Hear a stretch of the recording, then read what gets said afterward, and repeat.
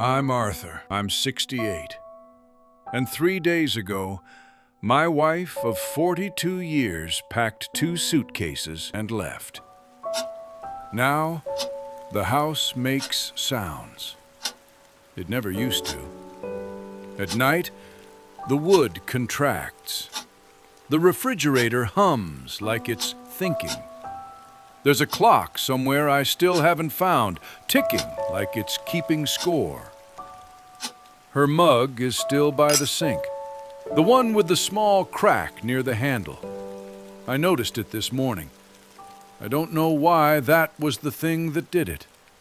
I stood there, holding it, and the silence finally said what it had been trying to tell me for years. She wasn't angry. She wasn't dramatic. She didn't storm out. She simply didn't come back. No suitcase explosion, no screaming match. Just a note on the table, folded neatly, like everything she ever did. That's when I understood something far worse than betrayal. She had already left me 10 years ago, and I was the last one to know. There's a name for what happened to me. It's called the silent walkaway. It doesn't start with divorce papers. It starts with resignation. A woman tries to be seen. She asks, she complains, she argues, and when nothing changes, she stops. Men mistake that silence for peace. I did. I thought, good, we're finally stable. What I didn't understand was this: she wasn't calm. She was done. I was a good man on paper. I paid the bills, never cheated, fixed what broke, showed up to work, showed up to family events. But I was emotionally bankrupt. I kept what I call now the invisible ledger. In my mind, every sacrifice went into it. Long hours, responsibility, provision. I believed love was something you earned by enduring. But here's the brutal truth I learned too late. You can provide for someone and still abandon them. Provision is not presence.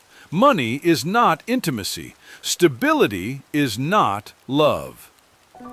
I treated my wife like furniture. Essential, useful, invisible. And when she finally walked out, I was shocked that the house felt empty. But she had been gone for years. Only her body stayed. If you're listening to this, there's a chance you're still in time, but only if you're honest. Let me tell you the 3 signs I ignored, the 3 warnings that Marcus Aurelius himself would have begged me to notice. Sign 1. She stopped arguing. Men hate arguments. We think peace means success. But Seneca warned us, the greatest obstacle to living is expectancy. When she argued, she still hoped. She still believed you might see her. When she stopped, that hope died. No more complaints. No more "we need to talk." Just quiet compliance. I thought I'd won. What I'd actually lost was relevance. Sign 2. She built a parallel life. She stopped inviting me. She had her routines, her friends, her inner world. I was informed, not included. She didn't hide it, I just didn't ask. Marcus Aurelius wrote, "You must observe the present with precision." I didn't. I lived beside her, not with her. We shared a roof, not a life. When a woman stops trying to bring you into her world, it's because she's already learning how to live without you. Sign 3. She no longer asked for emotional help. This one is lethal. She stopped asking how I felt, stopped sharing her fears, stopped leaning.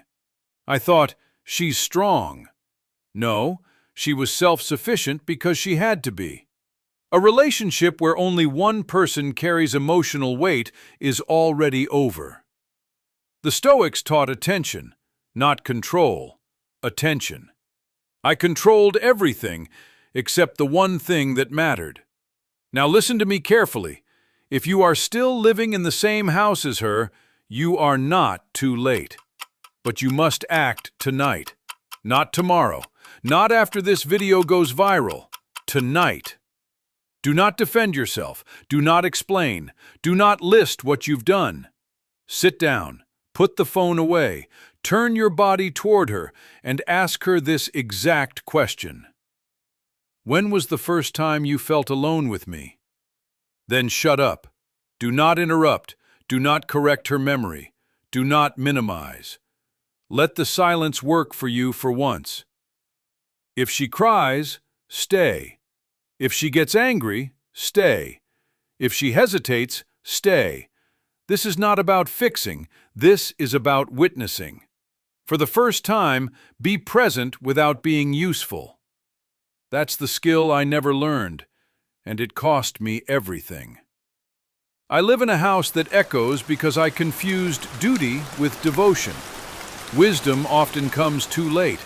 Don't let it. If this mirror showed you something uncomfortable, that's the point. Subscribe to the Stoic Mirror, not for entertainment, for survival.